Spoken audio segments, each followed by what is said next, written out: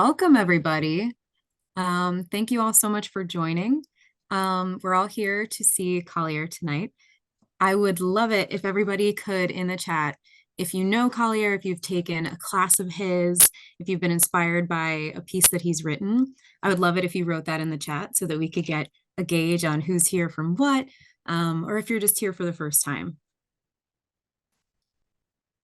And while you're doing that, I will introduce him. So I'm going to post his bio in the chat for anybody who is new to the magic of Collier Brown. Here we go. So Collier obviously teaches here at Harvard, both at the physical Harvard location and the extension school. I have had him for advanced poetry writing, mastering the craft. And I've also had him for the art of the personal essay. And I have also had him for seeing nature in the 20th century. So I am a three-timer. You can tell that he's a really great professor. New to the magic. So we've got a couple people who are new to the magic. Welcome. Perfect. So wonderful. So Collier is going to start off by reading one of his poems, and I'll let you take it away. Thank you, Kat. And I wanted to say before we got started, I mean, yeah, thanks so much. Thanks so much to Kat. Thanks to Art. Thanks to Hessa and everyone behind the scenes that makes these events happen. It's a very, very special thing, I think, for our community, and certainly for those of us who are privileged enough to be invited and to get to spend our time in the classrooms with you, to feel very, very grateful for the opportunity. So yeah, I thought I'd just read something in for those of you who I don't know, just to maybe get a sense of, what things are like in the book. So I mean, it's a book of different types of poems. It's not thematic. It's not connected in any particular way, but maybe you can just kind of get a sense of the sound. I'll just read this one called Subway Ride. That's really about not taking subway rides here in Boston. Anyway, for those of you who are local or you've been here, Red Line. There's no sort of connections between the cars. You're stuck and it stops indefinitely all the time underground. And it's just constant source of, whenever I did used to write it, sources of kind of panic attacks that would happen. Not because, I mean, everybody would have them. But this was after seeing a guy sort of draw something on the window as he was getting out of the car that kind of stuck with me after one of these rides. So with panic disorders like this one, good luck going underground. A metal box that squeals like slaughter, no AC, no windows down to even imitate a breeze. I used to think that chickens, bees, fresh air, and countryside might change the situation. The ocean, beach, cabin in the Alps, that 19th century drug on a gentleman's wage. That's a nice idea on the page. My route to work is through the shades, the great shuffling, the human heat. A guy strung out lengthwise opposite my seat sings, "People are strange," a little on the nose. Small box of Tic Tacs, glass tube, socks, arranged across his chest like artifacts. He's harmless, I suspect, though who can say? Central Station, now he's a magician, slips all items up his sleeve. Once outside, he warms the glass with his own breath and draws a heart. God knows why. But good to know it's not all pain. I want to stretch out too, want to dream of what it's like, not so very far, on a different train. That was beautiful. Thank you so much. Oh, I love hearing you read. Um, so that was a taste of Collier's writing. And now we can start discussing the rest of your book. So we're here today to talk about Collier's new book called Scrap Bones. It is an amazing collection. that has just so much going for it. There's so many different forms, there's so many different inspirations, there's mixed media in here, which is incredible. And we'll talk about all of that. So, first, I'd love to ask, how does your poetry mind work? So, is it like photography, which you do? Is it like a puzzle? Is it like a word or a phrase? What do you see when a poem starts to take form? That's a good question. I mean, I think images are do have a strong um, impact for me. Strange images, like the poem that I just read. I mean, it doesn't have to be a photograph or a painting or anything like that. It's just the fact that this guy breathed on the glass and drew a heart like to a stranger riding away on the train. Um, something about that just kind of just sticks with you. Um, but I will say, even though a lot of times they'll start with a picture, an image, that's not how the poem progresses. Um, I'm generally led by my ear uh, more than so it might start with an image, but for instance, here you can kind of hear uh, the way that this poem kind of builds with a particular sound. There's just one sentence that starts it off with panic disorders like this one, good luck going underground. And generally, whenever I'm writing, it's just kind of listening for where the next note, right, in the composition might want to fall, not necessarily that it should abide by any kind of form or anything like that, but um, I I love I fell in love with poetry for the music of poems. So I'm always kind of listening just to where it wants to fall. So you can hear the underground is the last word of that sentence, and the next one is a metal box that squeals like slaughter, no AC, no windows down to even imitate a breeze. So underground kind of gets picked up with the word down that just falls at the end of a line. It's not there necessarily to be um, an actual rhyme, but it's just the sound that I felt like needed to echo that other one. And the poem just does that. There's a kind of a cascading, um, not just the rhythm, but some of the off rhymes that are happening, either internal or external kinds of rhymes. Now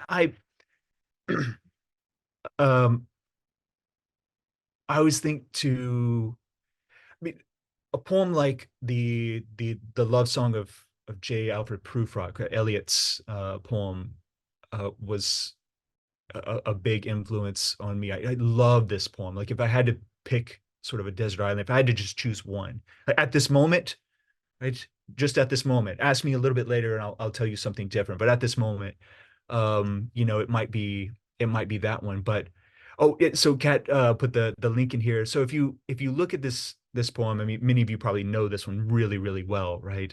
Um, but if you scroll down to um, towards the end of the poem, just before the stanza that starts with "No, I'm not Prince Hamlet," the one that actually begins with "And would it have been worth it after all?" Listen to this. This is exactly what I mean. Just kind of listening to, where the sounds want to fall. I mean, Elliot was so good at this just for this one, with the slant rhymes and then the things that just come across as couplets. It's not fixed there. He's just kind of letting it go. And would it have been worth it after all? Would it have been worthwhile after the sunsets and the dooryards and the sprinkled streets, after the novels, after the teacups, after the skirts that trail along the floor? And this and so much more. It's impossible to say just what I mean, but as if a magic lantern through the nerves and patterns on a screen. Would it have been worthwhile if one, settling a pillow or throwing off a shawl and turning toward the window, should say, that is not it at all. It's not what I meant at all. Just something, never mind that that stands alone. It could just be a poem by itself, right? That's the poem that I think every artist is trying to, it has everything in it, just that part. But you can feel just how organic it doesn't. Nothing seems forced there. I think that's a very long-winded way of saying. I think whenever I'm writing a poem, I'm trying to, it'll start a certain way, but then I'll try to listen to it to see where it wants to go musically. And that's wonderful. Please, we love the long-winded answers here. Um, we have a question from Alex that asks, did the words start forming at the moment you noticed or afterwards? So in other words, did you hear the music on the train and the lyrics came to you afterwards, or vice versa?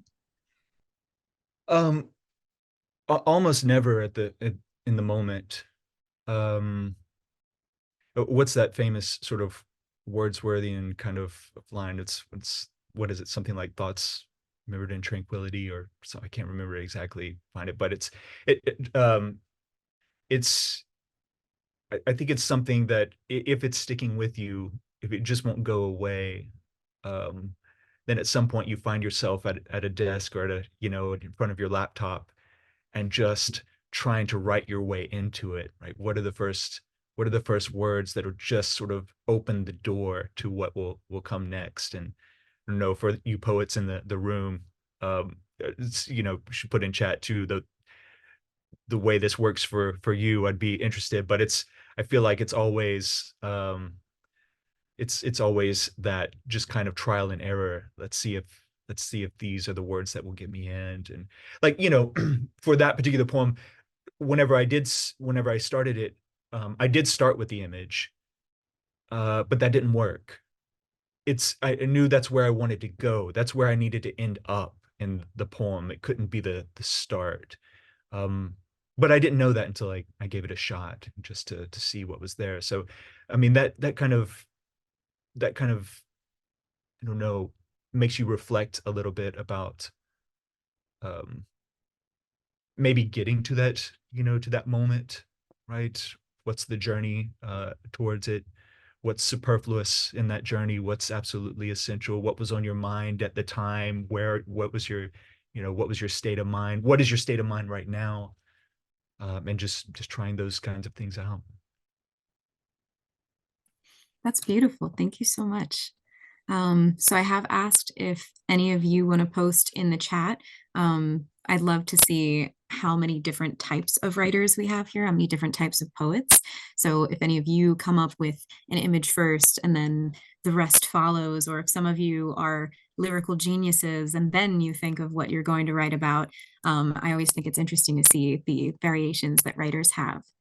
Yeah, me So too. Collier, I have a question for you. Was there any one craft element, poetry specifically, that you couldn't stop thinking about while you were writing the poems in Scrap Bones, whether it be style, voice, form, prosody, or something else? Um, there wasn't one thing that was, I mean, again, like thematically, or I didn't have an idea going into the book. Um, I like poetry books that have a kind of continuity, have a thread that draws the poems together. Um, I often find that just happens anyway, right? Because they're coming from you, right? You have continuity somehow in your own experiences. It's yourself. So just kind of writing the poems, and then I find that other people find the connections, or there's a theme here but I think probably for all writer, not just writers, maybe just artists in general, the thing that is on your mind as you write, or maybe not directly on your mind, it's just kind of hovering there a little bit, are always the poems that you love best, and uh the writing that you think is truly great. Some part of your mind is always thinking like, of course I need to write I want to write the line that's my line. But then you write the line and you think this is all an awful lot like, this line that Auden wrote, or this line that Stevens wrote, or somebody else. And and then that's the moment I get a little nervous. But I think that is always there with me to some extent. Just echoes of other. Fortunately, I don't have one of these minds like my good friend Brian, who is in the room here, like is just like a steel trap, and remembers everything. I studied under a poet, Maury Creech, who had the closest thing I've ever seen to kind of a photographic memory. And he would actually worry that uh, he had just read something, and maybe a line that he thought was his actually came from something else. And he would just, everything would just go into that memory. And he told me a story once of, you know, going at 10 o'clock at night to Books a Million and trying to get in because he just finished a poem. He loved the poem, but he just had this nagging feeling that it came out of something he was looking at on a shelf there, and he had to get back to the shelf to find it. I'm not inflicted with that particular that curse necessarily, but I am haunted certainly by um, the writers that haunt us all. I mean, Yates and Stevens and all those all those writers. Yeah, I love that. If emotion is recollected in tranquility, then I mean our memories really do change what we experience, and everything has that sort of sepia tone glow in hindsight. So I think it's Mhm. easier to feel more uh idealistically about or idyllically about things that we've experienced through that hazy lens of memory. Yeah, Um so yeah.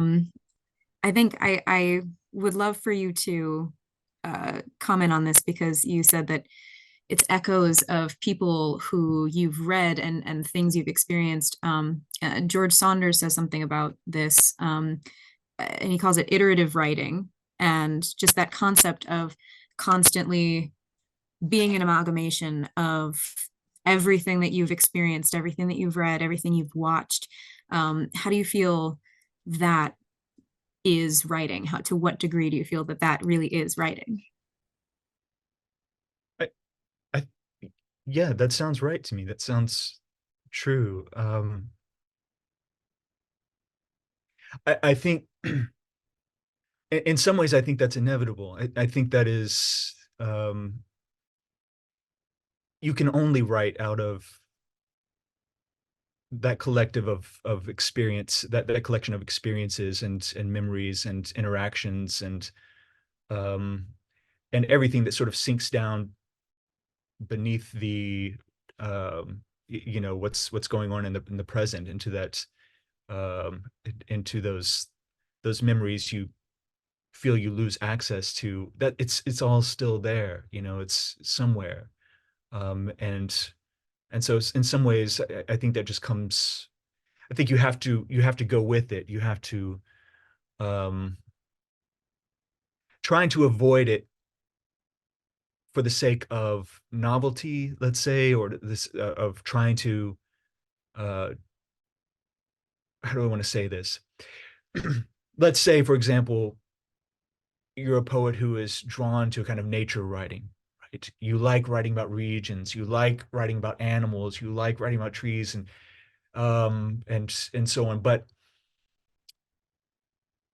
you feel self-conscious about writing about your own experiences because they seem to you somehow, I don't know, um too local, sentimental, maybe, um like no one would really care because, who am I to be writing about, this kind of thing, these things that we all kind of experience.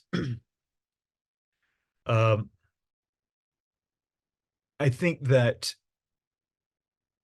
actually the danger is, not embracing that and trying um to write out of someone else's experience, right? Or trying to, you know just approach it as pure experiment or something new, that's totally disconnected from you. I think you have to go with what comes out. That's not to say I don't what I don't mean by that is sort of like just what comes out, what first comes out on the page is sort of the most authentic thing that is the most authentic part of you, and therefore the best thing that you could possibly write. I think that's sort of a myth that has been passed down to us from the Beat generation. Um, that's who themselves were actually, steeped in the history of their craft. I mean, you look at someone like Ginsberg, and I mean, he was a scholar of poetry and the history of poetry. But they definitely gave off that mystique, that myth of like, this is just what came out. It's fully formed on the page, and it's me, and that's that too is a danger. I mean, what first comes out on the page is usually a mess. It may be authentic, but it's an authentic mess. You have to let it simmer a little bit. You have to put some distance there, and then come back to it, and weed out things that don't work so well, and reshape things, change words, whatever you have to. Have someone else give it a read, listen to someone else's response. Yeah. Yeah, that's wonderful. Thank you. Um, Elizabeth has a question that she's asking, is poetry a path to connect with our subconscious? I think you may have almost answered that in your last response. Yeah, I'm not sure it's a way to connect. I think it's a I think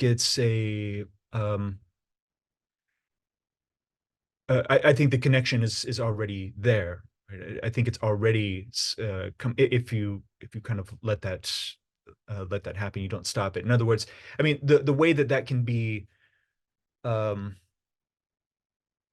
uh what do I say? I mean, that you can get in your own way there is to maybe come at it as you're writing, the poem. I think this is probably same that true for fiction writers, nonfiction writers, everything.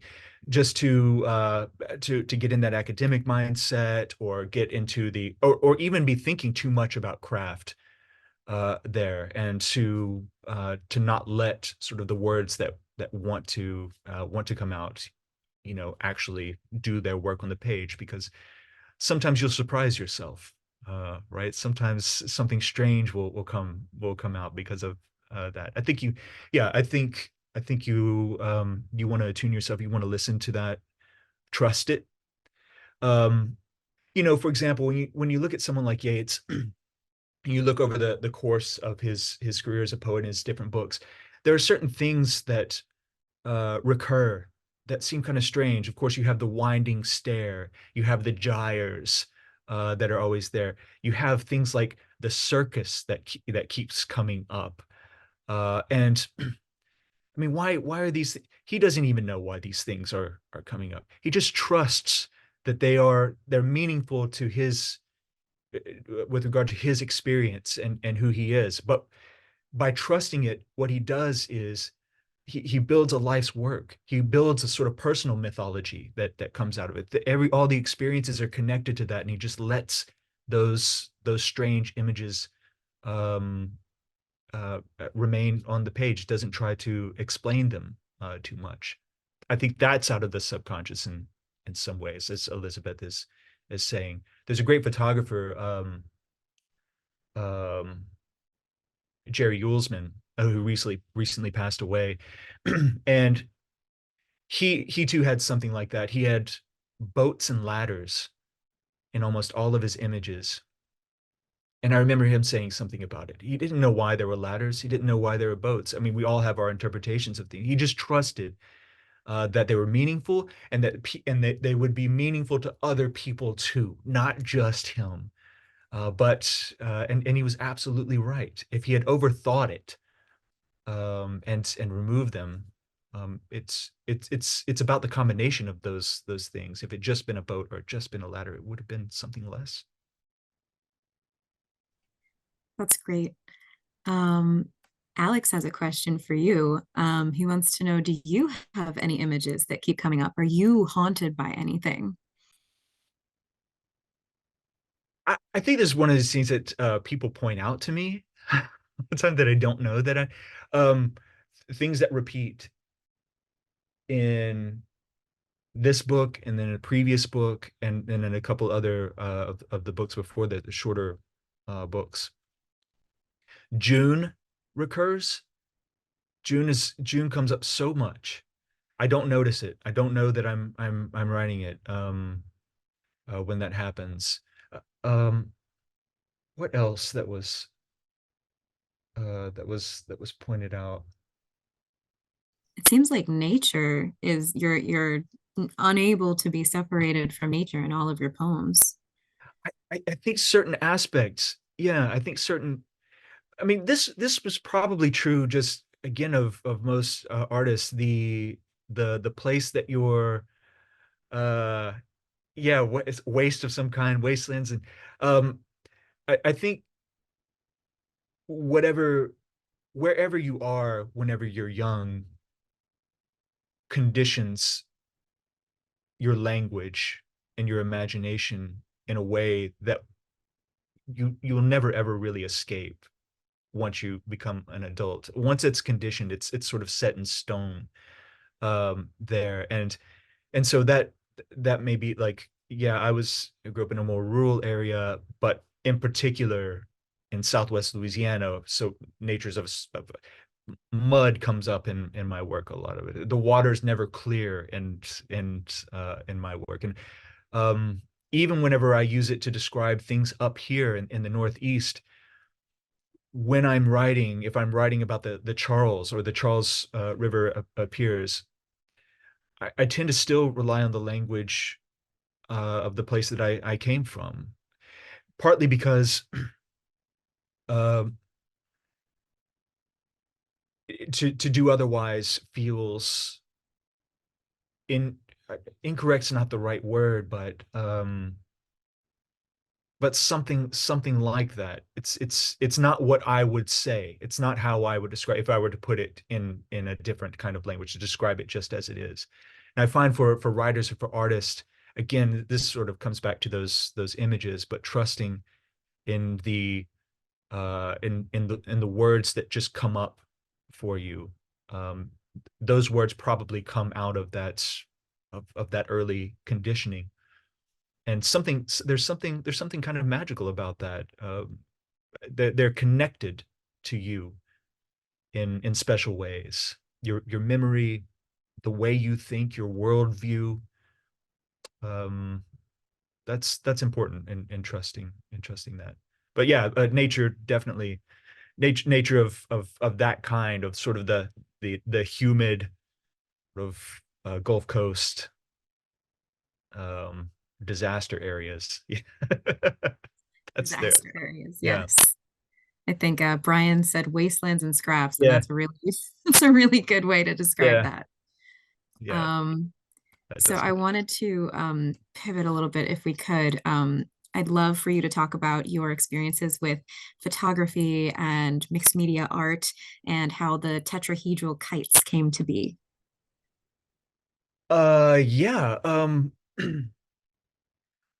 So photography in general, whenever I was in Louisiana in an MFA program there, I just had the very good fortune to be studying under a poet named John Wood, an incredible poet who was not just a great poet, but was also a photo historian. And he was someone who sort of took me under his wing and showed me a couple of my first photo books. And he was someone with great taste, right? Someone who just knew what what a good photograph would be. There's something with a little bit of strangeness to it, something that would catch your attention. Um, and yeah, that was just I was hooked. I was obsessed. I wanted to see everything. I just had to. I was obsessed with photo books, and then I'm not a photographer myself. Like I don't take photographs. I do like anyone else does, casually, but I certainly wouldn't put myself in that category. I'm just an admirer of that particular art and study it a lot and write about it a lot. So he was the editor of 21st Editions, a fine art photography publisher, and eventually I started writing for them and came on board as a co-editor and then an editor for them. So yeah, so oftentimes I ran a review myself, an online review for years called Odd Review, where I would sort of scout talents in among uh, up and coming photographers. So I was always looking for exciting new work. And I happened to come across there's a review online called the Public Domain Review. Great review. It's always kind of publishing things that are just coming up into public domain. And I saw these photographs by Alexander Graham, not by Alexander Graham Bell, but of Alexander Graham Bell's kites. I had no idea. I mean, everybody knows him for what his telecommunications stuff, but these zany photographs of kites, um I was just intrigued by them. There's so many of them. You can find them. He kind of kept a journal with them, but he wanted to he was creating these kites, these tetrahedral kites, and big designs, and would just play with friends outside. And I thought that was something struck me about that.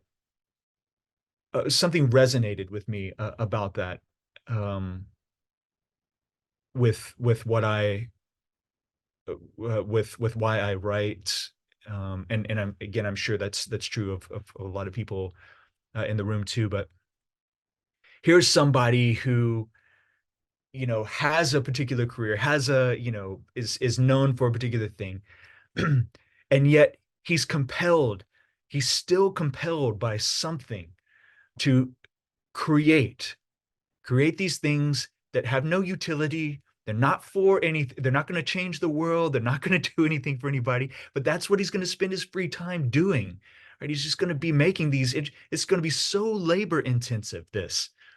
um and that just struck a chord with me. Like, yeah, that's exactly what we do, right? When we're writing, you never know if this is anybody's going to read anything like this, and you'll spend days, you'll spend weeks, um laboring over some lines, and you don't know why, but it just has to be done, and you can't think of a better use of your time than doing it. And so that was the real connection with me. So I wrote that series, and and I tried to do the kites justice themselves by um attending to form very carefully, even modeling after these tetrahedral kites. I wrote the sonnets in tetrameter. So the tetrahedral, of course, is the four-sided pyramid, but the lines in the sonnets are 4 beats, each. Actually, um, do you want me to read that, Kat? I think it would be wonderful if you did. Yes. What I want to do is, Kat had asked if would say something, about craft as well, and I thought this might be a good way to. I'll post this into to chat. This is where the poem was originally published, so you can read along, and you can see it as I'm reading the images that I'm responding to. Um, so the image that follows, each one of the sonnets, that's the one that I was kind of thinking about. But I would never write poems, even though I write this, each one of the titles, Alexander Graham Bell and something, attached to this poem. Uh, I learned early along for myself that writing about images, writing poetry about images, if it was just about the image, it was rarely, I don't know, it just wasn't doing anything for me in the end. And I find that too whenever I read, other poems. So, even though Alexander Graham Bell's aim is here, the images are just a starting point, an inspiration, but the poems, if I'm writing about an image, that it's really always just a way of getting back to me, in some way, about an experience, about something that I didn't know I was thinking about, right? Or I didn't know that I wanted to write about, and just trusting that to see where it goes. But I want to show this too, because in terms of craft, what I'm about to read is going to be word for word the same, except for the last couple of lines in the last sonnet. So what you see there will be different than what I'm going to read, and maybe I can say a couple of things about that. So so the suite here is the tetrahedral kites. Alexander Graham Bell and the Preoccupation. By noon, the winds fail. The lull will mean experiments like this will have to wait. We'll have our tea and talk of nothing just to pass the time. I'll say, I know exactly what you mean, but I'm here and not here too.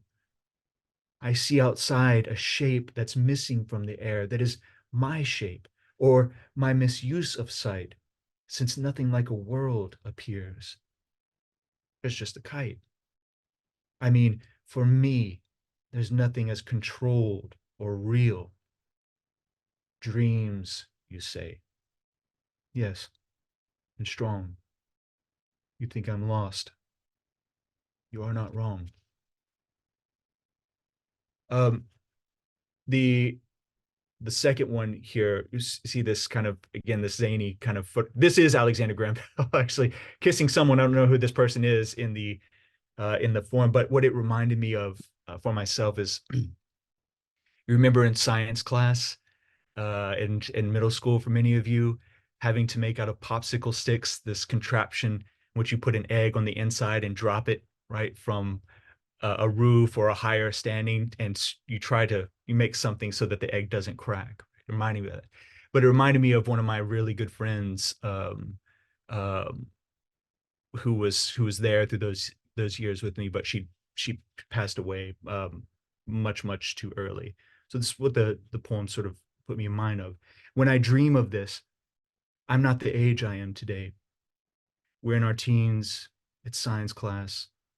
We've made a crate to keep an egg from spattered scenes of yolk and shell. You said 4 sides can withstand drops from any tower. What would it have mattered, true or not, if every unfilled hour meant an hour more for us?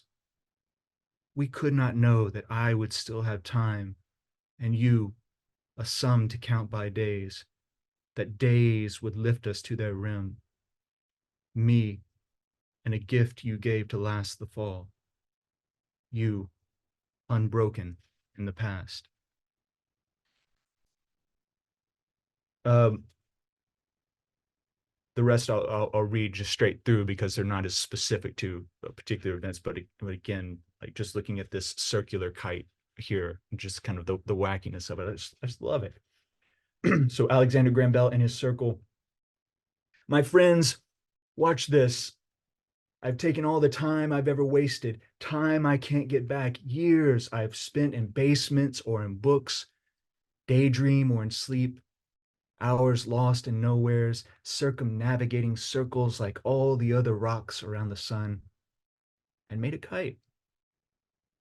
Cycles like the life I lead and like the ones you live, let's face it, link themselves with boredoms far too terrible to list. And yes, it all revolves in emptiness, but dignified when we're together. Watch it glide. Alexander Graham Bell and the Paper Bird. I'm no good at this. I understand that motion, any kind, involves a balance, one left foot to land where the right foot was. What solves the problem of the two not going forward, this is what I mean, is getting rid of here and now. So what, you say? Haven't there been a million nows? A million heres? It's true. I wish I weren't afraid. But after all, you think we're like 2 wings, a paper bird we made together. If you're right, and we are, how long can we possibly glide? How far? And there's just a couple more here. Alexander Graham Bell and the Solution. with this crazy, intricate, kind of large kite. But that's the thing. You think you've got the end all figured out. What time you need to spend with X, how much you need to do for Y. Assume commitment to the work itself will be enough to keep disaster in its cask. For relationships to last, say B. To pay down debt, master C. And all of the above, show love by adding one more job per day. Swallow H for sleep. For anxiety, take I. Alone, depressed, drink J. Someday, your kite will reach the air, if by then you even care.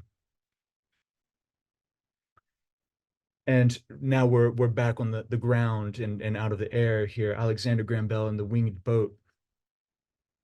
After the experiments, the years spent tying and retying thread to stones, anchoring your efforts where you could, awake in bed all hours, dreaming of a cloud above a trigonometry of geese, you think at last, enough. And here, beneath night's rectory of stars, dead though they may be, and meaningless, and far, and no keeper of love's paradise, you trade your kite for a poor man's boat. Row or blindly drift. Dear angels, wish us well. We flightless tribes, we fish. uh, so you see the end of the poem that was actually published.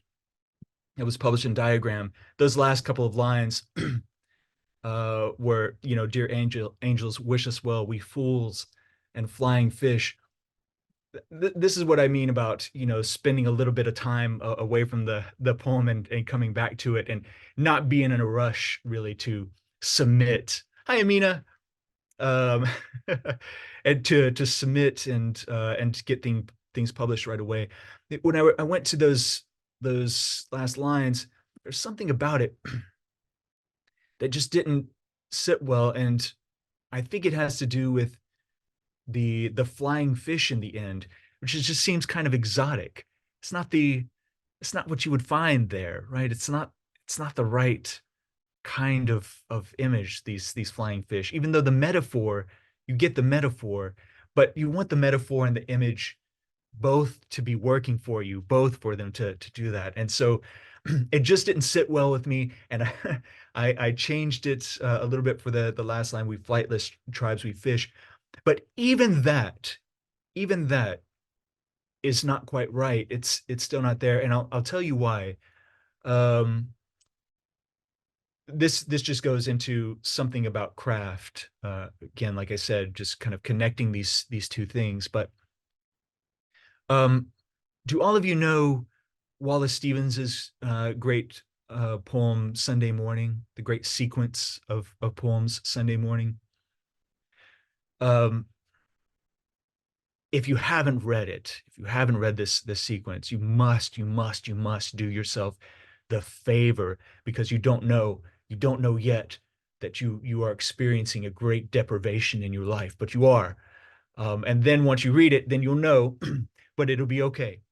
So in this poem, oh, Kat linked it for us. So actually, if I could draw your attention to, if you click on that and you go to the last section, section 8 of the poem. This is a great meditation just on um, life as we live it here, the finite kind of life, and the idea of the immortal, right? And these two things always in conflict, and so much in conflict that oftentimes we're not able to enjoy right what's right here in front of us. It seems like a very human kind of dilemma.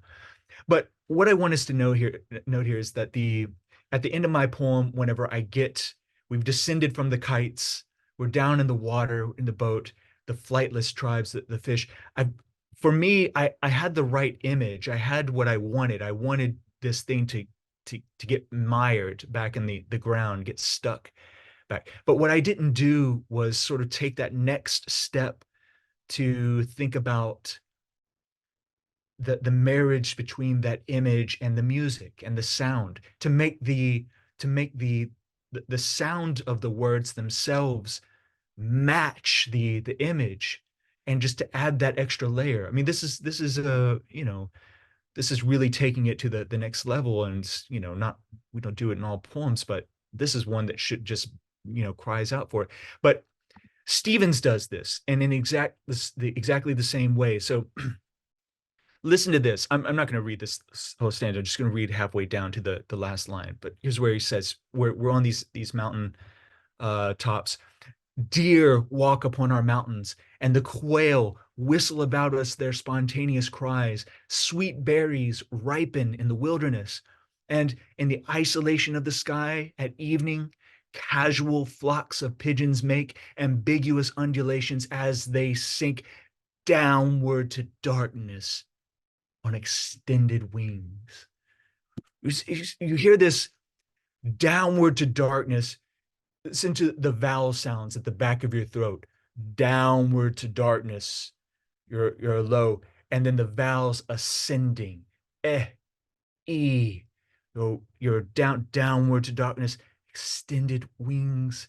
You are lifting out. You're taking off. With the birds. And it's just such a brilliant move. But that's the kind of thing that can be done, with lines. And had I taken some time there to really marry those two things, I think I would have completed the poem that would have felt more, satisfactory to me. But I put this out to all of you too, to give that a shot. Like, go to a draft of a poem that you've written. It doesn't have to be a draft. If you're a fiction writer, a nonfiction writer, go to a line, an action that you've described. It can be any action: running, jumping, whatever it is, and try to find the words that will give that action the sound of the action too, without making it, sound contrived, of course, but and see what happens. Thank you so much for that. That was incredible. I love to hear you talk about the prosody and the music and just the tinkerings that happen towards the end of a poem's process. It's just so amazing hearing you talk about it. And that being said, Ryan had a question about form. So I was hoping you could talk a little bit more about the form choices that you personally use in this book and in any other poems that you've written. And do you have kind of rules for what form you use for a poem, or does it just sort of come as it, you know? Yeah, I know what you mean. Um, what I would say first is that maybe this takes us back to, just kind of starting a poem, the generation of poem, and getting your words down on the page. Again, I think nothing should impede that process. Get your thoughts down first. Don't let the idea of form, or even the idea of not having form, block that flow, because it's, as sitting at a desk, so you have a line, and it's so easy to lose it. You lose it just like that. So get it down first. The second thing I would say is, again, this goes back to listening to the poem. um I don't think it's, I mean, this is, I'm speaking figuratively, but I think this is true. I think you have to listen to what the poem wants. um I think it's a good exercise to, like, John Wood told me early on in the process. He's like, something like a sonnet should be in the back pocket of a poet. It's like studying your craft. You should be able to just kind of write, not good sonnets, obviously. He's just talking about form. It's just a way of thinking and practicing the craft. But when it comes to writing the poems, you have to really think about what it is that the poem wants. And sometimes it's not easy to know. I mean, you can write something down, and you're just sort of undecided. You don't know, should it be a sestina? Should it be free verse? Right? Should it be a short poem? Should it be a long poem? Long lines, short lines? I think it's a good idea to try out a couple of things. Um, I always ask my students in the workshops to take their poems and try it in a form. And what this can sometimes do, not that, not that there's any, not you have to feel like you have to write in a form at all, but sometimes trying it in a form will force you to choose a word that you wouldn't have chosen otherwise, or it will force you to use a syntax or force you to write a line in a way that you wouldn't have written it. And what happens in that moment of being forced to choose this other word, you suddenly discovered that's the word, right? It's not, or it's not just that it's that word, but there's something strange in this word that I like so much better than the word that I was going to use. I don't know exactly what it means, but it sort of works in the poem. I find those discoveries all the time happening, just kind of experimenting with it. Another thing that I'll sometimes do is um, try it in a form and discover that there is something about the form that is working, um, but keeping in the form is the wrong move. It's killing the poem. It's no longer a poem, right? It's just a formal exercise, and that's what it comes across as.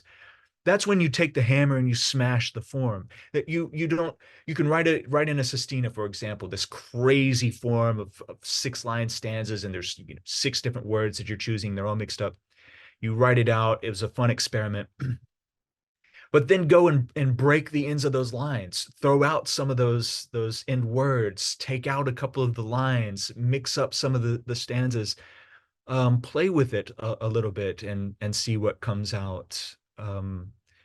You'll see so many people, even formalist, so-called, formalist poets who like Maury Creech, who sort of only wants to write in a form, but sometimes he'll write a sonnet that's 16 lines long, or it's 12 lines long and not 14, but it has the sonnet logic to it.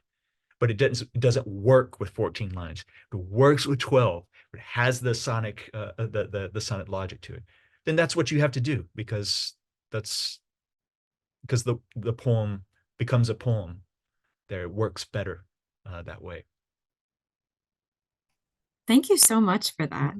So we are ending, we're approaching the end of our time together. So I just want to regroup and just see if there's any questions that people wanted to ask. I know there's a couple more in the chat that we haven't answered yet. And I also have 2 student questions from people who sent in their questions. So I'll post those in the chat and we can get to those in a minute. But if anybody wants to ask any last minute questions before we do some writing prompts and prompt ideas for you to take into your own practice, feel free to post them now. In the meantime, I will ask a question from our own Vice President, Gustavo Gomez, who's very sorry he can't be here tonight. He actually had a bout of the flu followed by a bout of COVID. So Oh, he's sorry. really, he wouldn't miss it for the world, but this is the only reason he would miss it because he's literally incapacitated right now. So here's his question. One of his favorite poems in the book was The Brandenburg Gate. Could you talk more about that message?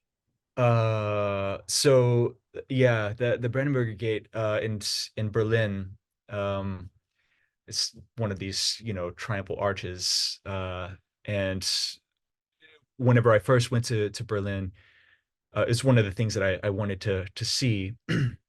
Um, and I had spent quite a lot of time in commute because things were going wrong with the flights and stuff. I felt I'd spent all this time, and but what ended up happening whenever I got there, I was coming up out of a subway and onto an escalator, and at the top of the escalator, a guy that was just completely wasted, just completely obliterated, had fallen and gotten stuck.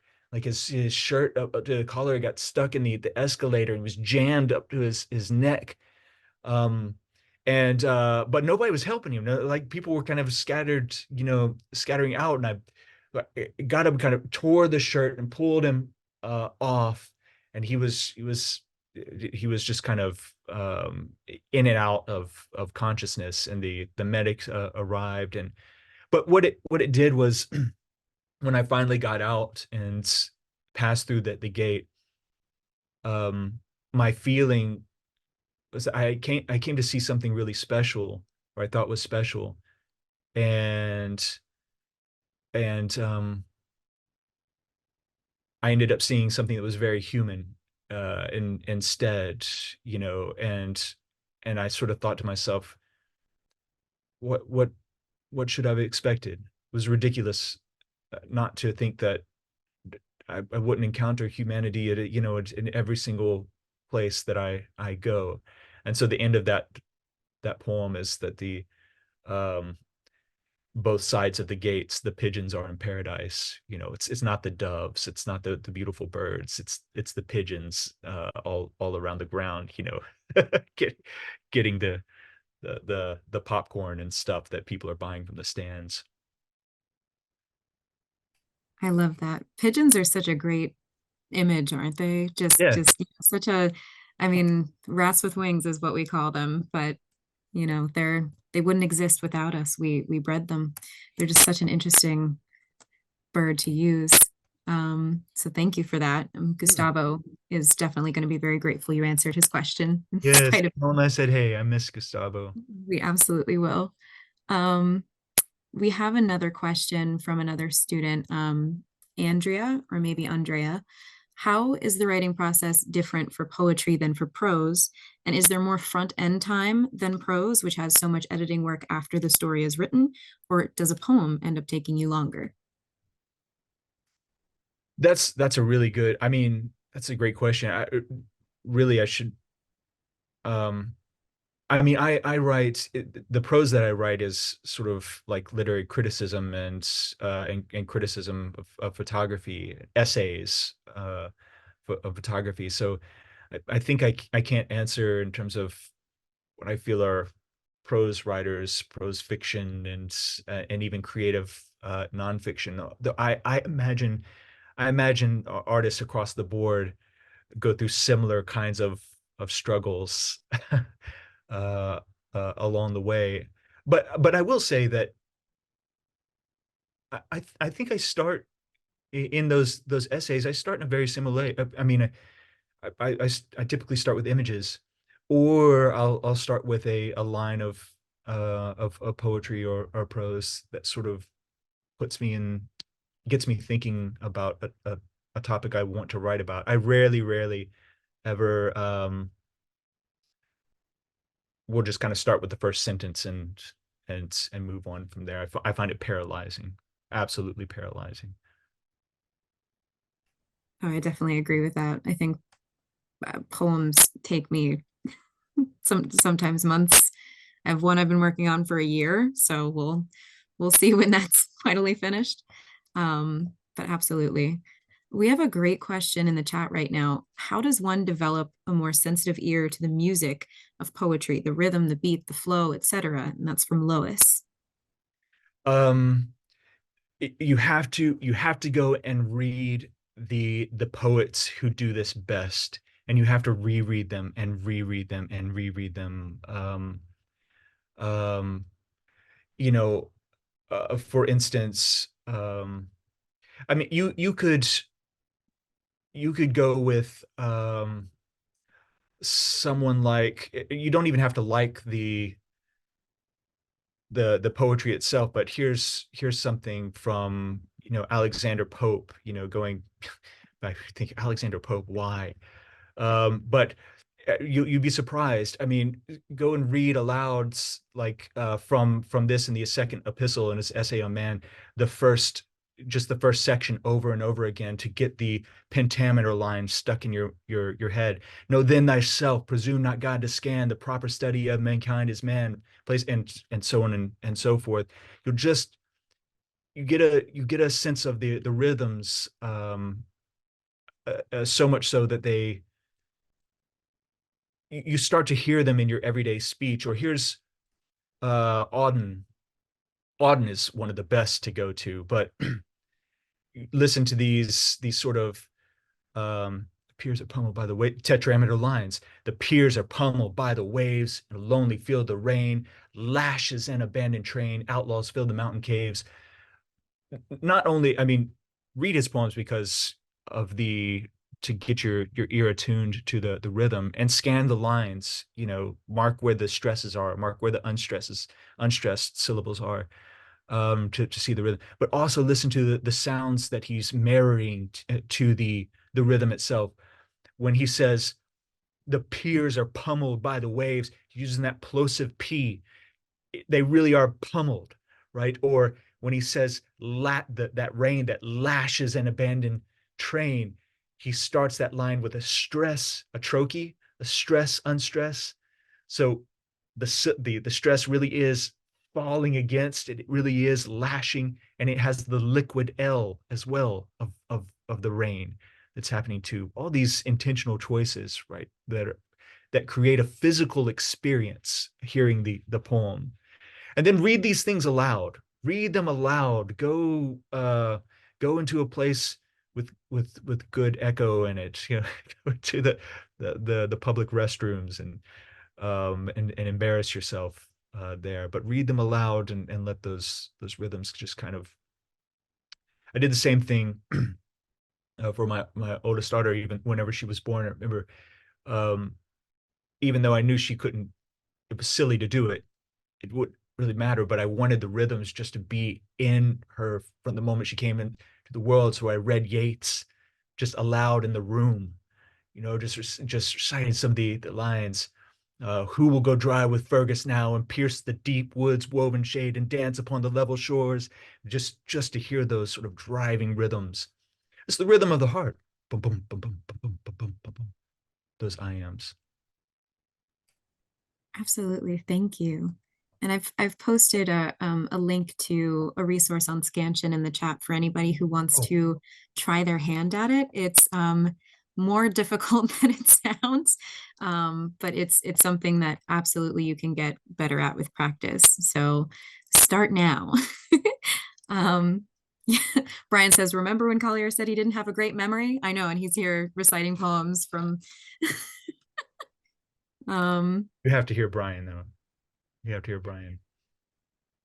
I have a question that I'd love to end on. I just want to make sure nobody else has any other questions. But this one's from Paulette. How do you personally refill your creative well? I think that's such an important question for artists. Mm, yeah. Wow. That is a great question. You know, uh, Oftentimes writers are told, I mean, you have good prompts. You can get good prompts anywhere. You can get them online. You can get them in books and exercises and so forth. And all these things are really good. Some of these things, are ask you to to go for a walk and to re-experience an event, and that's a good thing too. But I think if you're a writer, just the same if you're a painter or a photographer, the thing that refuels the tank is to go back and read the best of what has been thought and said. Go back and read the best writing that you've ever read. That's the thing that will bring you back to the page 100% of the time, every single time. You can count on that. Experiences coming, that's hit and miss. Not as reliable, but go back and read your favorite poem. Go back and read your favorite poem from childhood. Go back and read Shel Silverstein. You know what I mean?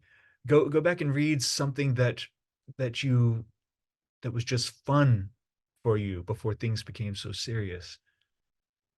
That's what you do. That's such a beautiful answer. Thank you for answering that. And thank you, Paulette, for asking that. I really do think it's an important question for us all.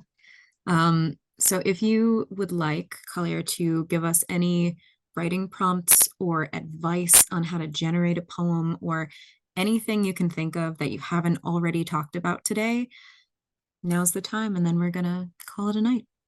Well, I'll just leave you with one more thing. I've talked a lot about of course, the music, the lines. I think along with that, I'd mentioned it before, just the strangeness. But what I don't mean by strangeness sort of shock value of something, or uh things that are bizarre just for the sake of being bizarre.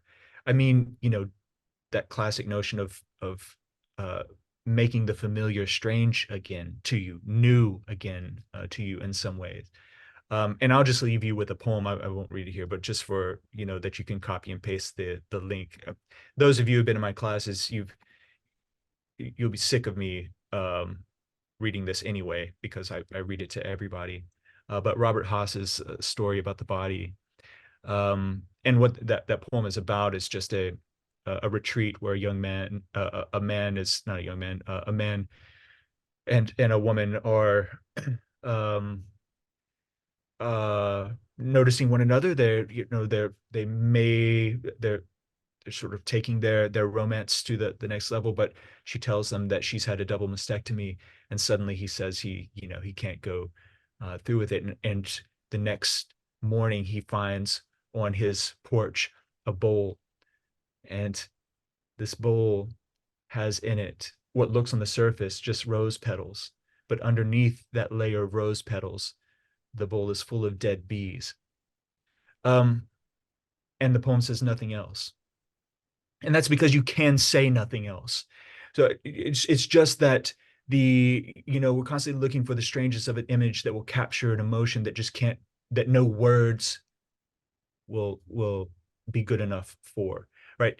Everyone knows sort of intuitively what this idea means. It has something to do with pain, hurt, beauty, loss, and so on. But none of these words are sufficient. You have to go with it. The image just sort of takes some conventions, the rose, the sweetness of the bees, bring them together. It's something that hasn't been seen before, and let that speak for you. Uh, that's truer to the experience than you could possibly do with any sort of exposition with describing it. So the strangeness and knowing when to stop, right? Knowing when to let go of the line. Yeah. Wow. Thank you so much. I would love to thank you again for coming out and for talking with us and for spending your Friday night with us. I love hearing you talk about your craft, and you always have something new to say. I've taken you for 3 semesters, and I feel like I'm still learning things from you. So really, thank you so much for coming out tonight. And everybody, make sure you pick up a copy of this book, because it is amazing and surprising and wonderful and beautiful, and just really everything that Collier is. So All of thank this. you all for coming, and thank you for coming. Thanks, Kat. Thanks all. It's great being with you. Thanks for inviting me.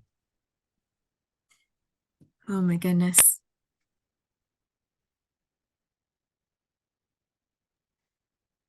I'm going to see if anybody wants to stick around. Thank you. Really. I mean, I always find something new every time I listen to you talk. You're such an inspiration to me for what I aspire to become in terms of an academic, just a lifelong learner, and someone who has a resource for everything. It's just, I love it. Oh, thank you, Kat. Really appreciate that.